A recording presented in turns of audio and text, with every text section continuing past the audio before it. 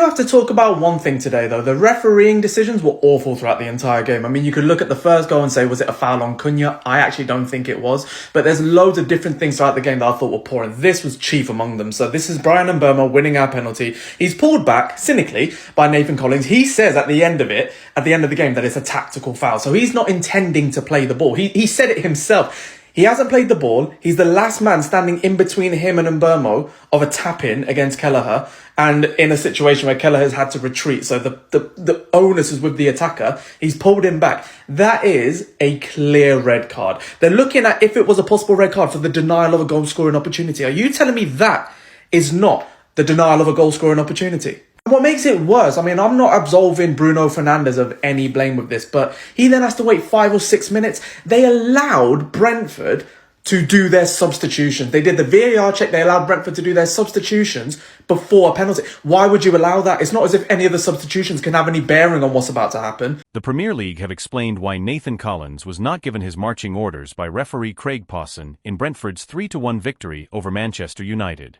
The Irish defender looked set to be shown a red card when he hauled down Mbuemo in the penalty area and denied what appeared to be an obvious goal-scoring opportunity. However, the Premier League have explained why it was not a red card.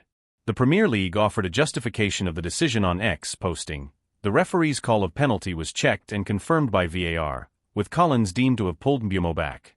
VAR also checked the referee's call of a yellow card to Collins, and deemed that Mbuemo wasn't in control of the ball." At first there was confusion, with some fans quick to question why Collins had not received a straight red card for denying an obvious goal-scoring opportunity. Some asked if it was the double jeopardy rule at play, which prevents a player from being punished with both a red card and a penalty kick for a foul that was a genuine attempt to play the ball. Ex-England striker Alan Shearer told BBC Match of the Day, "It should have been a red card. It is a terrible decision. He couldn't be in control of the ball because someone was pulling him back. He should have been sent off. Absolutely no doubt. It has to be a red card. He is half a yard from the ball. Man United have been punished for that in being up against 11 men, and the game changed from there on."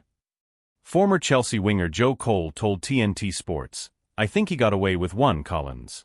As a centre-forward and a player of that quality, all Brian Mbuemo has to do is put his toe on it. I feel for the referees, but looking at it again, it is clearly a goal-scoring opportunity."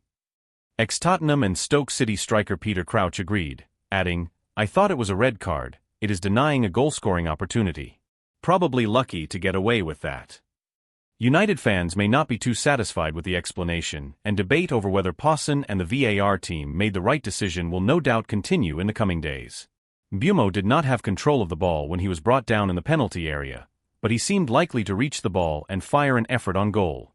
The double jeopardy rule, which states a defender making a genuine attempt to play the ball while fouling an opponent cannot be also given a red card, also does not protect Collins in this situation, given his only intention was to impede the onrushing attacker.